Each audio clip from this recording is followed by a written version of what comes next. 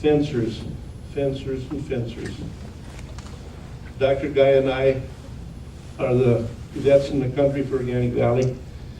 I would virtually say 75% of our problems with the DC current on dairy farms are either from a fencer or from a waterer. So, fencers and trainers. Here's a Gallagher fencer. They're the Rolls Royce of fencers, because the fencers have really come a long ways. Never, this is on the test, never put a fencer in an animal facility, because you're going to ground it right there. Get your fencers in the implement or in the shop or where the equipment is. Don't have animals where your fencer is. If you have to, put it on a timer. It's way out in that pole building in the back end where there's no concrete. They should be grounded 3 times, 10 feet apart. I've got a deal on fencers at the end we'll go over. So this is a no-no right here. This is a no-no right here. I don't know where these are grounded, but that's the ground one someplace. It's really close. Here's trainers. Here's trainers. Trainers get whitewashed. They get fly specks on them. And after that, all that wet goo, organic matter, will conduct electricity. They're bumping up the stuff against stuff. Trainers, if you can get by without trainers, do it. You don't want them. They will kill cattle. Now, here's a no-no, really. This fencer is right over this water line. That will induce a current, even though that's plastic. That shocking will induce a current into this water line as it goes down here. You should not have your water line right under here. Put it over 3 feet one way or the other, or run it. What if the water line is buried? If it's buried, it helps. Good question. And the deeper, the better. Steel posts. Barbed wire. Okay, little bitty transfer, I'm told by my stray foliage expert that these little small plastic ones eventually will start to conduct electricity when they get shocked enough. This is an interesting scenario here. Behind me, if we follow this fence up, it goes up this hill. And 3/10 of a mile away is a 345 kilovolt power line going through the woods, up above him. So this steel fence goes around about a 5-acre dry cow. These are either spring heifers or dry cows, and they're in this nice little paddock going up partway to the woods. And this is a hot wire hooked onto the barbed wire, so there's all kinds of stuff that will conduct. And he has a Ritchie water over probably about right down in here. His farm is right across the road here with a new equal potential plane. That is a mess. That's where the turbinates are sticking out of the nose. So we go there to explore this. He isn't home, his son is in the field. We walk over and we came down this road and we noticed that big power line. And here sits a Ritchie water, and 4 cows, an older cow and 3 heifers walk down to the water. They're thirsty. Now when you make the effort to walk down to water, you want to drink. How should a cow normally drink? They will come up to a water, and the first thing they do is they test it. They'll put their mouth in, and they're taking the temperature of it, and they're getting the taste of it, and they'll take a sip. And then they'll go down, and they'll take from 12 to 18 swigs. So we go to this farm, Al Hath, and we're waiting there, and here these 4 cows come down to the water. This older cow was smart enough, and had done it long enough, that she knew the bottom of her jaw, she got less of a jolt because of the skin and the hair, than on her mucous membranes. So that older cow thought, I'll take one for the team. So she took and she laid her jaw on that, because this water's got a static charge on this Ritchie water, and the other 3 cows, they just drove in, ha, you did it, you got her. they do that. They sense that. And if they're not drinking water, And I've got a map of the farm I went to deduce the problem. But steel fence posts are no-no. Okay, an electric fence will induce a static charge on water. This is on the test. How close or how far away do you want an electric fence from any water supply? 6 feet all the way around, on the sides and on the top. When you come up to a water, they should have put a post in the ground over here 6 feet, a wooden post, and they should have went up, went across for at least 12 feet, and come down. Okay? Here's a rubber tire, 2 paddocks, fence right over the top of it. This has got steel in it. This has got steel in it. Even if it doesn't have steel in it, that's inducing a static charge, electromagnetic field off this. Zoom, zoom, zoom, zoom. Same way here. Same way here. Now this is a poly water. No need for electricity. But here we have steel fence posts coming over. It's going right over. This is in the corner of a paddock. Here's another nice poly water with electric fence charger right over it. Right over it. Wooden post. I'll give the guy credit for wooden posts. Here's what your calves are going to look like. Decreased water consumption. Now, if you didn't know, you'd say you got wormy calves. You'd call these wormy calves. They don't get enough to eat. These calves got all the food they want. They're not worming, but they're not drinking water. And their hair turns almost strawy. It is so dry. Folks, I'm seeing this all the time. This isn't just happening once or twice at Organic Valley. It's happening. They lay down a lot. They're just kind of dull. They're in second gear. You don't drink enough water, you don't take enough dry matter in. These are just calves in a little paddock. Really dull hair, folks. Long hair. This is in the spring, summer. These guys should all be shed out.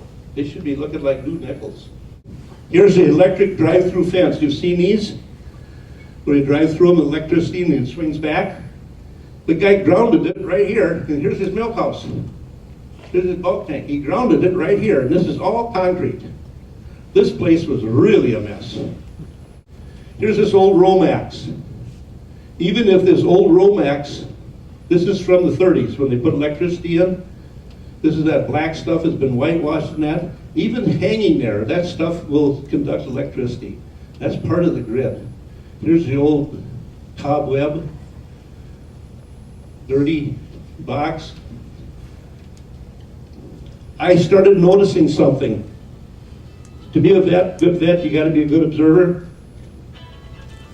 And we covered 2 counties. I started noticing barn fires on Sunday night.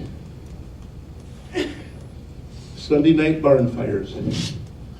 I'm driving down the road one morning, 5 o'clock Monday morning, to Leroy Hobble, had a milk fever. I'm going south of Arcadia and I look over, Marvin Slesher, who I did his dad's work. There are 3 boys, good farmers. Marvin had a surge parlor in the old stall barn, was his holding area. And I look and I see fire coming out of the old wooden cupola. Holy cow, that farm's on fire. I look and Marvin comes racing out of a side door with a piece of wood and he races around and boy, that boy's in trouble.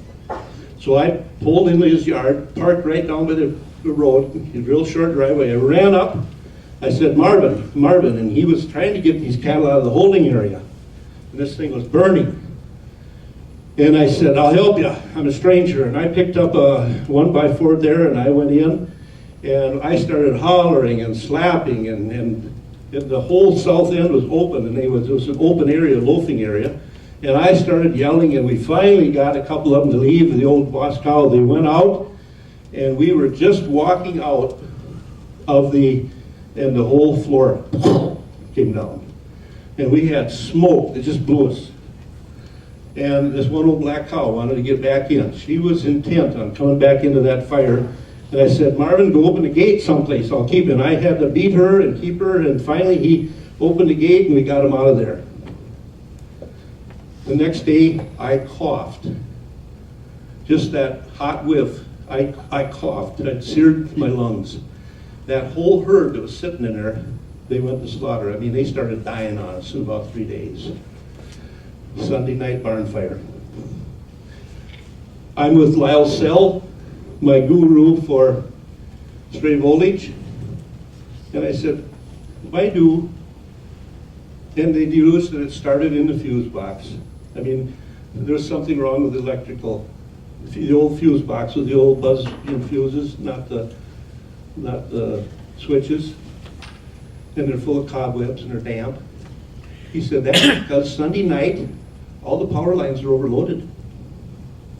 And he said it's shorting out these old, wet, cobwebby buzz fuse boxes. And I got to thinking, every one of them was an old barn. And I knew where most of the fuse boxes were. They were always in some dark, dank corner. Sunday night barn fires. I was at Moses last year, and a gal from Caledonia came up. She said, Dr. Dettloff, she said, we had our barn burned. I said, oh really, I feel bad. Yeah, she said, on Sunday night. She said, I always remember you telling me that. And she said, our barn burned on Sunday night. And it's got to be due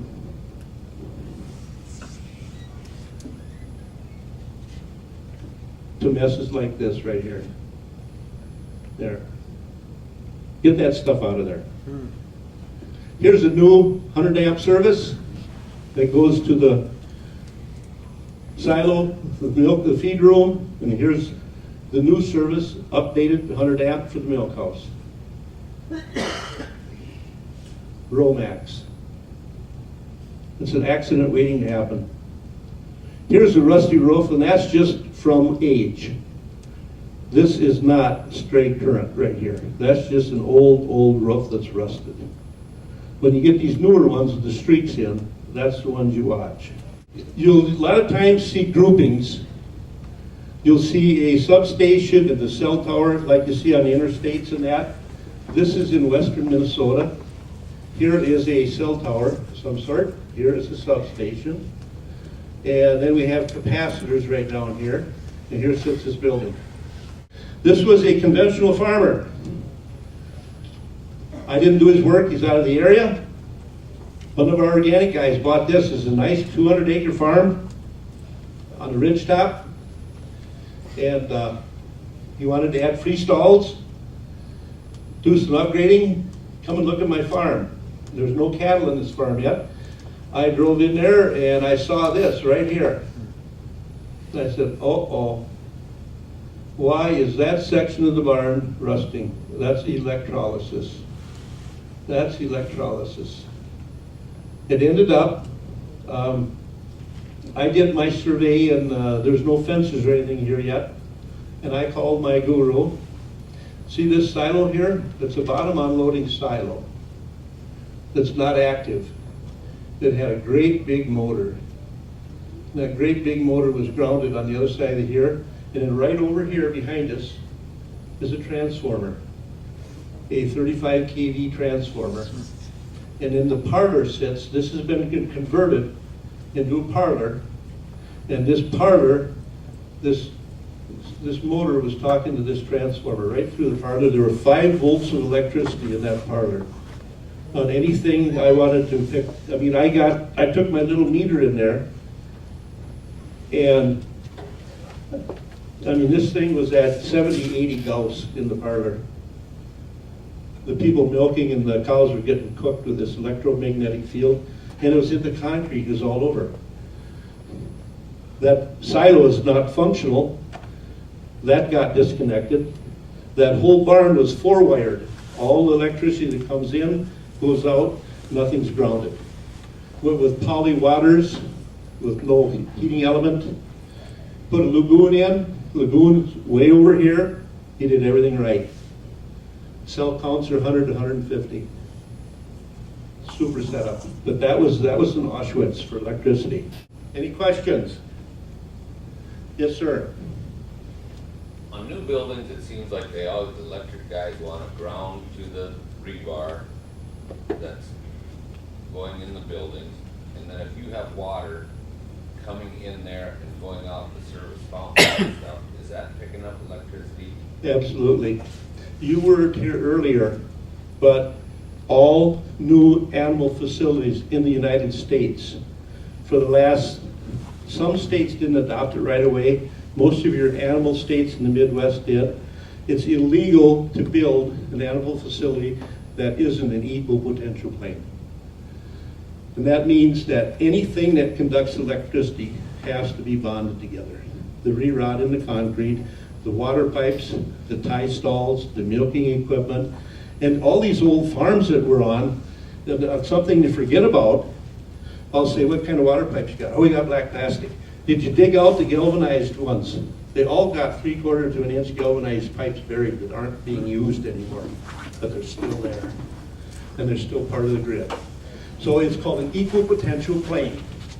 And the problem is, that I explained earlier, sir, is that the grid probably has an average of 5 ohms resistance. Because every pole is grounded, every transformer is grounded, and that electricity has to go back to the substation by the path of least resistance, and it's ground currents.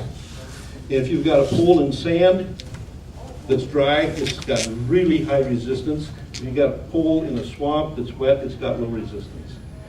The whole basis of my talk today is that our equal potential planes have a lower ohms resistance than the grid. And you've got to figure it out. And if you put a fencer there or a water there and you ground it, it's not going to go back on the 5 ohm grid, it's going to go into your equal potential plane. And that's what I constantly do. I go to these farms, your fencer, you don't ground it here. Put the fencer in the machine shed or do perimeter fencing with permanent fencing. Don't electrify your perimeter fencing. Use wooden posts, barbed wire. Keep your electricity, your electric fences out in the pasture, and use solar. Solar have come a long ways. And ground the solar way over by that neighbor you don't like. You know? Or if there's a creek, or if there's a retention pond, ground it that way so it doesn't come into your yard. I've corrected, never, here's another rule on the test. Always unplug your fencer when you're milking. I have helped farmers just on that single thing. Turn your fencer off. If you kids or you can't do it, put a timer on it. You're going to milk at 5, at 4:30, turn your fencer off. And get that out of there. Fencers are the number one, it's the first thing I'll look at is fencers and then waters, and then I do a farm survey. Fluorescent lights, huge electromagnetic field. These little, smaller fluorescent lights are dynamite. They have a huge field. Now the new setups in the conventional dairy world, they want to be able to see the udder. I had a situation over in eastern Wisconsin I went to, consulting on various issues, and I walked in and they got 8-foot fluorescents hung about 6 feet in the middle of the parlor, shining on the udder. And I got my Gauss meter out, and I said, come here and stand, where's your milkers stand? They had female Latino milkers. I got my Gauss meter out, and they were getting blasted with a huge Gauss from these fluorescent lights. Boy, they could see the udder though. They could see the udder.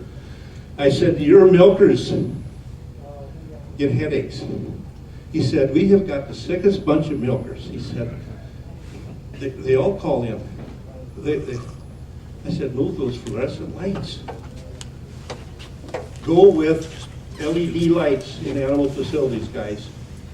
LED. These little mercury ones, they got a huge field. Al Hass and I went to a guy that was battling with somatic cell count. He'd been good for years, and his cell count went up. And he tried this and tried that, and he'd heard me and that. Would you come and look at us? So I walked in his barn, 50-stall barn, stanchion barn. He had 6 of these lights, I don't know what you call them, the mercury vapor fluorescents down here.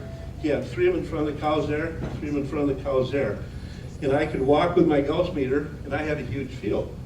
And I said, turn your lights off. Boom. Disappeared. I said, go to town and get some incandescent light bulbs and throw those out of here. His cell count took about 2 months and it came doom, doom, doom, doom. Here. Transpositioning along the interstate, these big power lines. You have a positive and a negative and a neutral on these 345s, and eventually that neutral will take on a charge. When they go long enough in this electromagnetic field that's out there, that neutral will become hot. And so what they do to ground out the neutral is they'll run it over an interstate with all the re-rod. This is a concrete interstate. And you can see, I should bring these out. What's happening is they're taking the current from here and they're looping it over to here. And they're taking the current through here, they're looping it over here. And they'll either go through a swamp and put in a bunch of poles, or they do it over, see here's a tower that's grounded here by them. But they're inducing this current into this interstate to clear out the neutral. Here's one by Willard, Wisconsin. This is going over a swamp. And this right here is taking the current from the positive is going over here, the negative is coming over here. They're flipping charge. And then the neutral, they'll ground out. And they ground it out with a bunch of poles in a swamp. Here's a lightning arrestor. And these are on the line every so often. In case this line gets struck by lightning, it sends it zoom into the ground.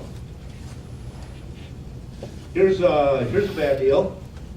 This guy no longer milks. He put a cell tower right here. He's got a capacitor sitting right here. His barn's right in between. His barn's right in between. Hasn't been there long enough. That roof will start to rust here soon. I'm watching this one. This guy works in town. Substations for wind turbines. This is along I-90 by Dexter, Minnesota. I was born and raised about 4 miles from here. But a huge substation. And there's I don't know how many. There's close to 1,000 windmills in this one windmill farm. And here's the substation. And like your question, do windmills change the whole area, the whole grid there? If you're living in a livestock around there, you don't want those windmills real close to you. Here's the windmills. And see, that's all buried under the ground. There's going from here to here to here to here to here to here. You stick a hawk building within a half mile of this and you have a problem. You have a problem. I wouldn't want to live real close to those. Oh, here's dielectric car. I liked it when they had the old glass way jars. They don't conduct electricity. And here's what you want to see on your stainless steel are these dielectric couplers. That stops current flow. That's like putting a rubber hose in your water line. And this is a glass way jar. I wish they would have never went to stainless steel because that'll conduct. But this is a dielectric coupler, which you want to have. Here is a big E. Variable speed motors. Variable speed motors are energy efficient. We've got to replace your motor with the variable speed. You got that old single phase, we can save you money on electricity. They have a huge electromagnetic field. I was in a barn in a parlor in Indiana. I put a meeting on. This guy said, I got a problem nobody can figure out. And so I was staying overnight and I said, okay, I'll stop out. And he had a parlor, an old 8 stalls on each side. In the first 2 stalls on the left side, he could not get cows to go in there. He could get them in the 6th stall, but the 7th and 8th, they absolutely would go there. And the 6th cow would lean way back against the 5th cow. And she could kick the milker off. And he said, why don't you want to go there? Right down in the pit, below him, sat a variable speed motor. And I got there, I purposely got there when he was milking. I asked him, when do you milk? And I got there, and when that kicked on, that went about 10 feet. With my Gauss meter, it was like 100 Gauss. And that's an electromagnetic field that cow can sense right away. and they didn't want to be there. Don't put, and this Dettloff, when they first came out with their robots, they had major problems because cows wouldn't go in them, they wouldn't eat in them, but they had variable speed motors. Lyle Sell educated Dettloff. They put them in Randy Stein's barn, he threw them out. There were 3 sets of Dettloff motors, or Dettloff robots that went in my area that they fought with and fought with and fought with and fought with, mastitis galore. And they were hot as could be with electricity. And it was from variable speed motors. And he got into a letter writing match with Dettloff, and they refunded the money. And they came to him and said, why don't you like us? And he said, get rid of your motors. He said, you guys are stupid.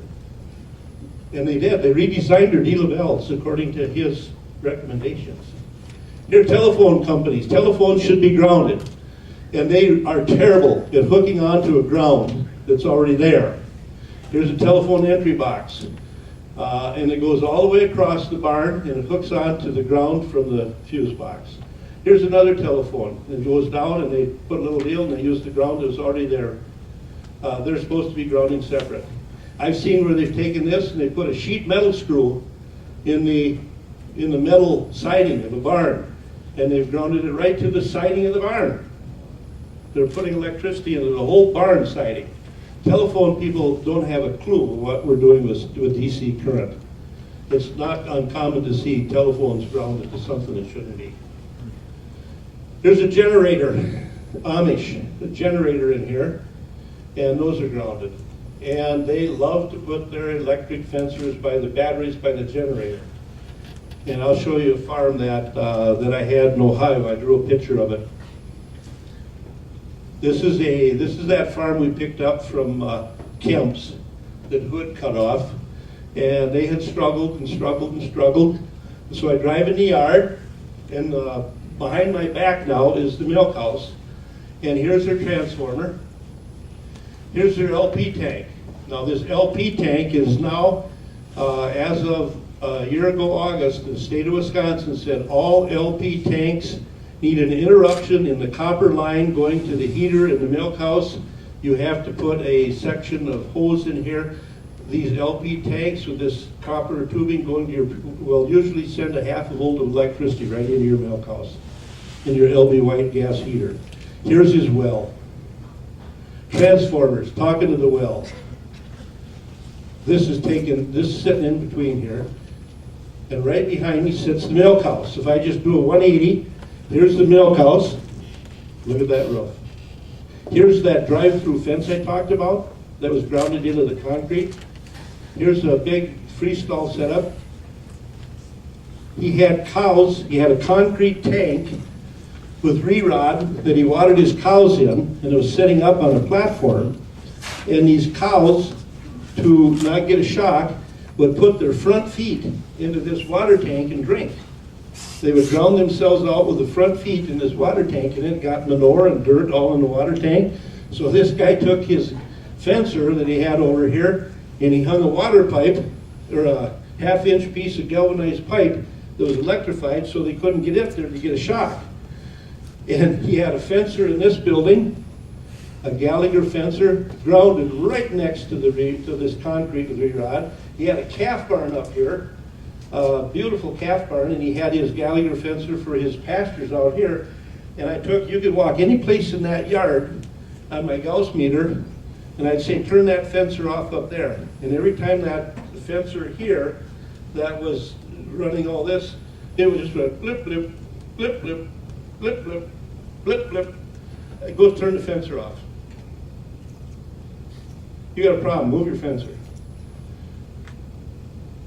He had said, I got another fencer. I said, where is it? In the calf barn. I said, go turn that on. That was talking to the barn. I mean, he had a mess. He went with fencers out in the pasture. He put a perimeter fence that was all wooden posts, barbed wire, no electricity. We helped this guy tremendously. Signs of stray current. The signs of stray current are very close to the signs of acidosis. When you get a herd that is, when I see herds coming into the organic from the conventional, and we are now getting a rush at the gates, folks. The 100 to 200 cow conventional herd can't make her anymore on $14 milk in Wisconsin. And even if they don't have a lot of debt, they're losing equity. We did a cost accounting in our bank of our bigger FSA loans. Our break even on most of them is in the $19 range. And we're getting 15. And you got 500 cows, and you're milking 20,000 pounds of milk, and you're $5 short per hundredweight, you lose a lot of money quick. And these guys that are 100 to 200 cows are calling us, and it's really fun to work with them, because the first thing they say, Doc Dettloff, can you help me? My wife says we're going to quit. She can't pay the bills. I'll show you a drawing of one that we went to, Al and I went to. And it's sad what we've dug ourselves into. That acidotic cows that are eating over 60% of their dry matter from seeds are in trouble. They're acidotic, they're not going to live long, their health isn't there. And if you get high enough acidosis, I mean, I've been on herds where 70%, the cow that's supposed to eat 48 pounds of dry matter is eating 36 pounds of seeds.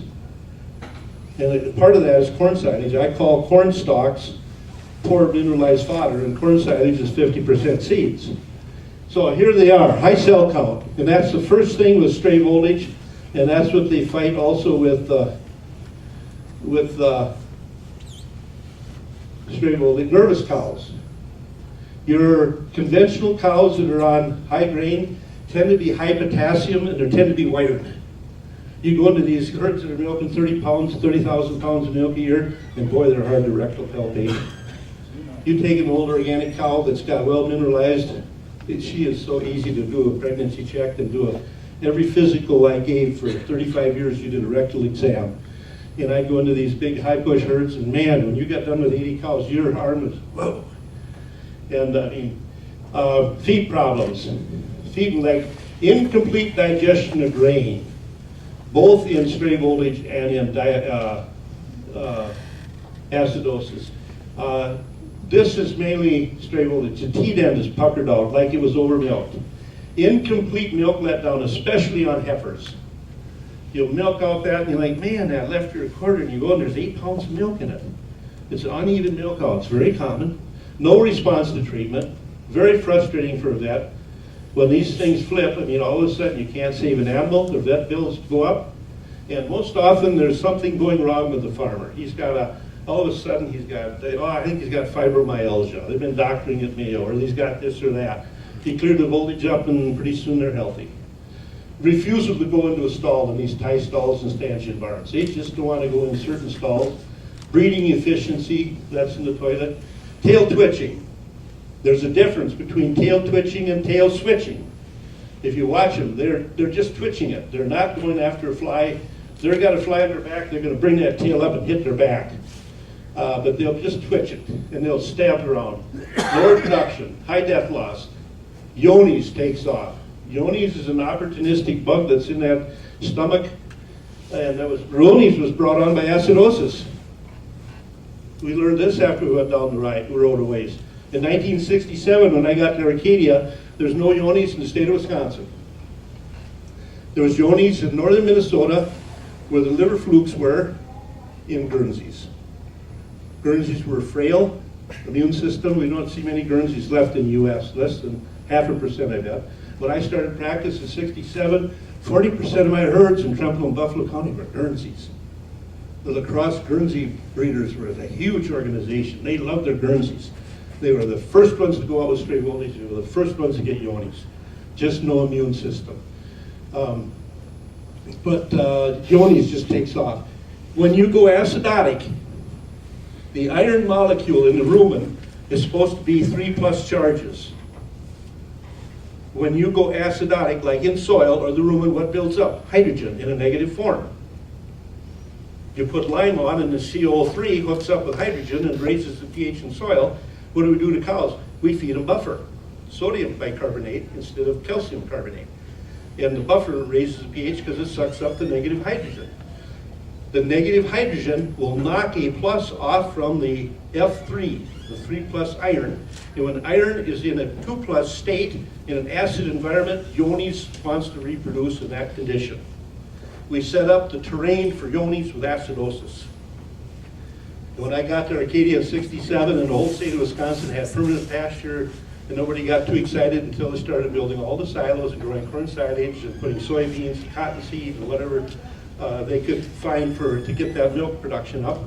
When we went acidotic, Yonis appeared in the whole state in about 5 years. It just was there, like whoop. The latest statistics is that between 89 and 92% of all the herds in America, over 500 cows, have Yonis. They don't like to lay down in a barn. And they don't like to lay down in certain stalls. And they refuse to drink at certain water cups. Low water consumption and dancing. Cows will dance. Here's a cow head pressing. Just standing there, head pressing. She's got her left front foot picked up. Big transmission line going over the corner of the barn. Took him out of dairying. Here's underground water in a calf barn. This is what that calf looked like. Now, take note. Cats. Cats love to live in a negative energy area. Cats are very unique. This is the same pen cleaned out 6 months later, and we were working on stray voltage, and there was a power line going to a silo going right over the top of this metal building, and I thought, that's it. Move that power line, and they did, and it didn't do the problem. Didn't touch it. I missed something. And this calf was destined to die in this stall. And here's the cat sitting on that calf. This calf perished. He's in underground water, about 30 feet, moving down toward the creek. They still have this building. They store straw in this stall or something, but they don't put animals in that stall because that stall is a death wish. Here's Yonis. Here's Yonis. That animal collapsed and got skinny in probably 4 weeks. When Yonis goes clinical, see what happens, the lining of the intestine, Yonis is a great big club-shaped bacteria, and they proliferate. And this is the same thing that happens in Crohn's, is that it gets thicker and thicker and thicker. It's like trying to absorb water through cardboard. And the animals get a green pea soup diarrhea, and they just diarrhea themselves to death because they can't absorb anything. They run the protein right through them. And we're at about 80% of our herds are clean with Yonis. And the last time we did, we test everybody every 3 years, and we test everybody that is a carrier every 18 months. What we don't want is Yonis in the milk. In our last test of 800 cows, we only had 32 herds that had Yonis in the milk. And I called every one of them, and we worked on it. We were doing another round of testing because we brought on a whole bunch of new people. And the new people we're bringing on, these 100 to 200 cow conventional herds, all have Yonis. And so that's what I'm retiring from, and I'm going to work that more. And we're winning the battle on Yonis. We could bottle ELISA negative milk. We're the only ones in the nation that could do that. Nobody else except Tillamook Cheese on the West Coast in Oregon has a Yonis program, and they patterned it after ours. Refusal to lay down. Walked in this barn at 10 o'clock one day to do some pregnancy checking. These cows were milked at 6. They were fed at 7 to 8 o'clock. They should be laying down, chewing their cud. Not one of these cows was laying down. That's in the barn where the cow is head pressing. I got another herd that's coming on our truck, and I'd walk in that barn at 10 o'clock. 35 out of 35 cows would be laying down, and it's really rare to see that. That was a clean barn. The do's and don'ts of electric fencers. Direct current can cause a number of problems in herds, like I went through all of them before. It's not coming from the electric cooperative, it's the own built, or you built it in yourself. Here's how a fencer works. You put the current into the fence, you ground them, When an animal touches the fence, it completes the current and they get a shock.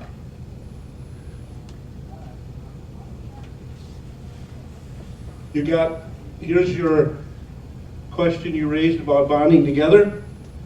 Anything that will conduct electricity, re-rotted concrete, underground water pipes, and remember there's galvanized pipes on most of these farms, manure lagoons, especially your concrete ones, your clay-lined ones, will still generate electricity. They'll generate a half a volt of electricity just from biological activity. Your microbes working in your pip. When you put a seed in the ground in the spring, how many ergs of energy does it take for a seed to germinate in spring? 300 ergs. What generates electricity in the ground in the spring in South Dakota? Microbes. Microbes. When do microbes wake up? At 50 degrees. Your microbes wake up. The microbes living and dying and digesting the humus puts a current flow. You can measure ergs. Ergs, what is ergs? Energy raised per gram of soil. Okay? You have ergs in your manure loop storage, even if it isn't in concrete or re-rot. Okay? Buried gas lines, steel fence posts, hoop buildings, they resonate with that 23.5 degree watering tanks. Anything that will conduct. Your stalls in your barn.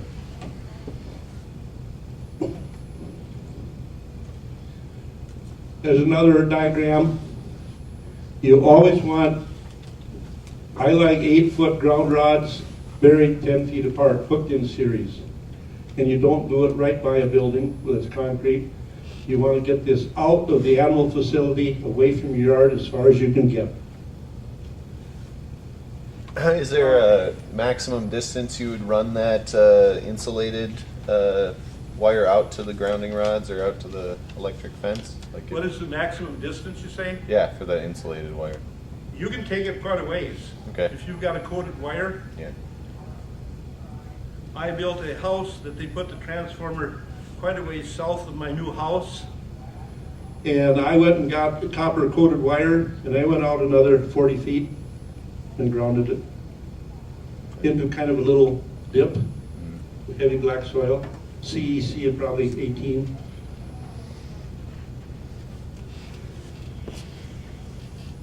This 23.5 degree arc resonates with electromagnetic fields coming off your cell towers and stuff. Here's a Gauss meter, goes wherever I go. All of our RPMs have these now. We've trained all of our field staff. The guy that works with Rick and we have 21 of them now. They all got Gauss meters and they're all checking this. Properly installed fencer. Here's a Mennonite farm. Here's a solar fencer, way out here. It's not going to bother anybody. Wooden fence posts. He got an equip loan and he did it right. His perimeter fencing all up here is permanent. This is not going to bother any animals on that farm. Properly installed, use your solar powered yard fencing should be permanent. Always unplug your electric or battery powered fencer when you're milking. Trainers. Crowd gates are another.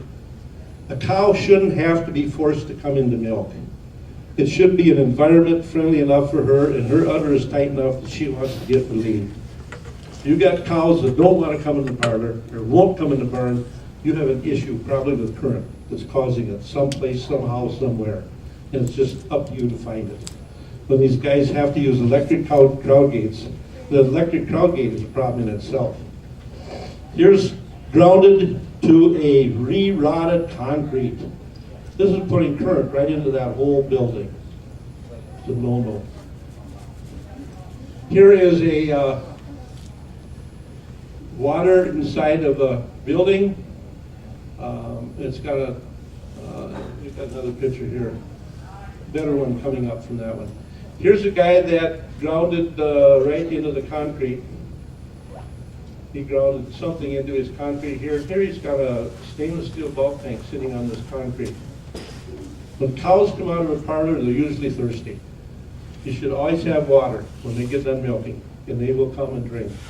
And watch how those cows drink. They're gonna take 12 to 18 big gulps, lick their nostrils, and go for more. If they pussyfoot, here's a statement, if they pussyfoot, if they make an effort to come down to drink, they're thirsty. And if they pussyfoot around, and why don't you drink, and why don't you, or they don't drink, you got an issue with that water.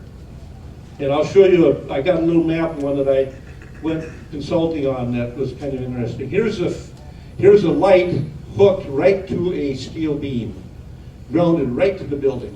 No, electrician shouldn't have done that. Here's a calf grounding itself.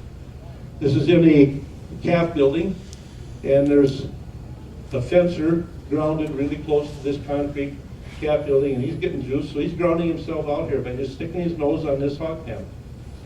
Shouldn't do that. Here's some more, this current going right into this black plastic pipe. Here is a electric fence that goes right along this pole building. If you're within 20 feet of the metal building, this doon is going to put a static charge on this tin, on this metal building. And this is less than 20 feet. This is probably 14, 12 feet is all. This fence going down here. Not this is the problem, that one is. There is a electric fence, and he took a piece of rubber hosing and put it around here. That's not enough. He's getting a shock into this whole fence here. Farmers are ingenious, but sometimes their ingenuity can get them in trouble. Here's that building. This is a building with a water, a fuse box, and a fencer, all hooked in this one here. And this is all grounded. And here we got hot lockups. This building's hot. This building, the whole building's hot. Here's a power pole. All power poles are grounded. Here's the ground wire. And here this guy put this little doojiggy here, and these wires are touching. The grounded electricity coming down this pole, he probably doesn't even need a fencer. He's already got it. Up the power line. This thing's going to be hot whether he has it on or off. That shouldn't be there. There's a nice big pole. Look at this sign. Look at this. Memorize this cow with their tongue out. They lap water. They lap water.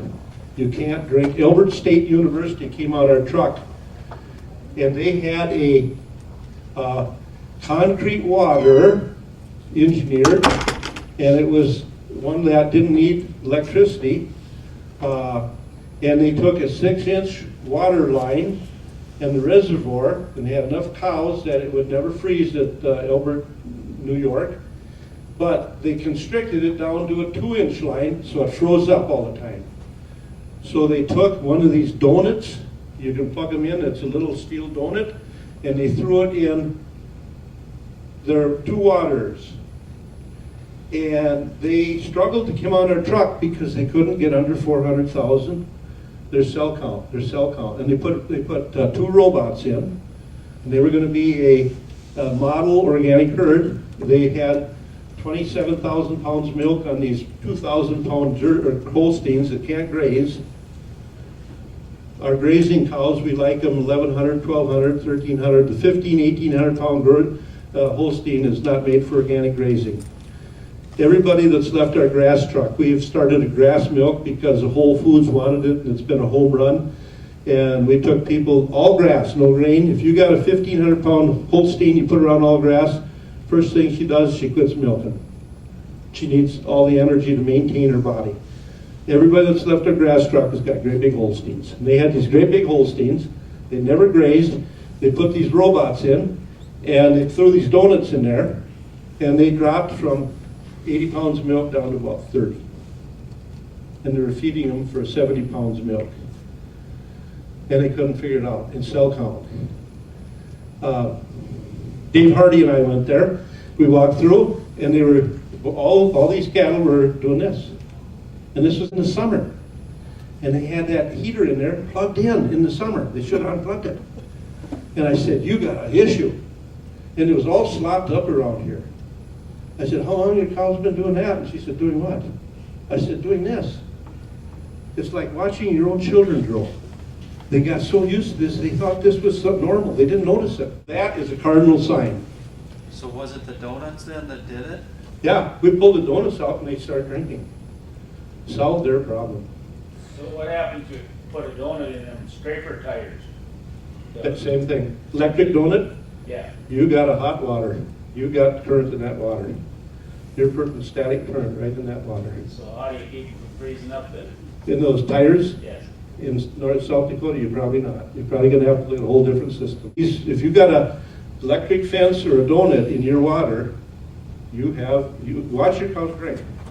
You're probably eating snow. Watering tanks and fencers, the first thing I look at. Oh, and this is a lot of times after they have drank voltage water, I don't know why, but they'll do this. I've seen this where and I don't see it unless it's got some current. Here's a current issue here. And they'll drink and they'll do that. And I don't know why they're doing that. I only see it when I get current issues. After they've drank, I don't know if they're putting the current on or what it is. There's got to be somebody smarter than me in 20 years to answer that one. Here's your rubber tire. Water line or electrical fence going right over it. They got steel belts in them. That water has a static charge induced from the doom-doom, doom-doom, doom-doom. And that cow, that she knows that, and she's going to come up and she knows I'm going to get a jolt. And so I'm just not going to go there right now. I'll wait an hour. And if they don't take water in, then you got lower production. Here is a Ritchie water, and here this calf on that side of the fence should be drinking over here. He's reaching across with his neck to ground himself out with his neck to drink water. His neck has grounded himself out. It's just like that cow that laid her jaw on the water because she knew she didn't get as much shock as she would on your mucous membranes. You ever have a bee sting you when you drink a pop or something and a bee stings you on the lip? Man, that hurts all the way to your toe. And that same way, if you get electrical shock here, your mucous membranes are very wet and they're very big and they absorb, and boy, you get it. And cow learned that, well, if I touch it here, it doesn't hurt so bad. And that's what this calf is doing. This calf, I'll get this down eventually. This calf is drowning itself out by its neck hitting this here, and then it drinks. We like poly or rubber. Calf is drinking. Tongue is sensitive. You can have a heat element go to 240 volts with your heat tape. If you put a heat tape around, use 240 volts to electrify that. Don't ground any watering tanks unless it's required by state. Here's galvanic action. When you hook different metals together, you'll get a current flow. There's a coefficient of expansion. Here we have a metal going to a brass to a pipe. Here it's galvanic action is called. It will generate current. You have different levels of resistance, okay? And having brass, copper, galvanized, black steel, you will get a current flow. And that's what's happening in this water here. He's grounded it right here, which is not. Look at this animal here. It looks like it's got worms. Here's Texas. This guy had 5 transformers. This is a 2,000 cow dairy setup that put in a 200 cow organic herd. He has now dumped all his conventional and he milked 600 organic. But he had, I sent Lyle Sell down to Texas on this one. This guy had a mess. He had 5 transformers spread around this big operation, and they were all talking to each other. And the cows, when they drank water, they'd stick their nose right down to the bottom and drink. And this polished here is from them grounding themselves out. They just put their nose in and they put it right here and they drink. And they were drowning out. Cardinal sign, this is one thing I look for when I do a walkthrough with a big conventional herd. Cows that are getting a long period of DC current will develop a softball edema right here at the bottom of their neck. This skin should be straight. This is where it's normal. It should be a narrow fold of skin all the way down to the brisket. And when you see this edematous, this is like utter edema. And this cow, now if you got a stall that's bothering them, you're gonna see a scarification or some hair roughed off here. But when you got these cows that come and there's nothing marked here, to see that, the edema filled deal? And when I do a walkthrough of these conventional herds, they're usually all eating and I'll just walk. And if I see 30% of the herd on that, he's got a problem. He's got a problem that's been around for a while. It's a softball sized edema, just like udder edema. You grab it and it's just soft, it's pits. That's a cardinal sign right there. How do you handle it? You call your electrical co-op and you nicely ask for a service update and know that if they come out and do a public service and take readings, they're measuring AC current. You got the fox counting the chickens, tell them thank you. Get a hold of somebody that knows something that comes out that does an assay. Yep, improper grounding. I'd say 75 to 80% of the current issues I find are not from the cooperative. It's from the growth of the farm that just kept adding hodgepodge. I think we'll put a pig building over there. Yep, and the wife won't have to walk too far. You know, well then you got the transformer here and the calf building here and the pig building, and so all of a sudden that calf building goes south. Isolation transformer separates the neutral, 4-wire the barn. Scott Erdl, little dairy farmer in Wisconsin, came up with a little device, and I've used 2 of them. That's a little deal. You put in a 15-gallon plastic, and it's a motor that runs. What it does is it shields out an area.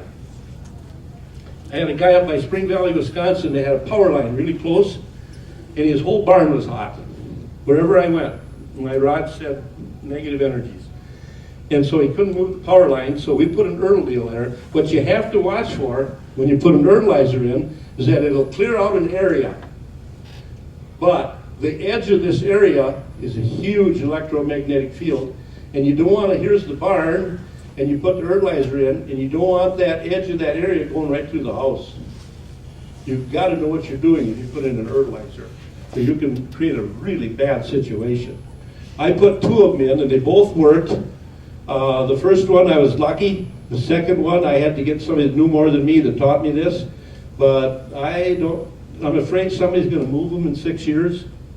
So it is a fix, but I'm not big on it. You got to know what you're doing. Get off the end of the line if you can. Get isolated. I've had cases where we've had to move. We've had to move. And when you move and you get out of that, you get so healthy so quick.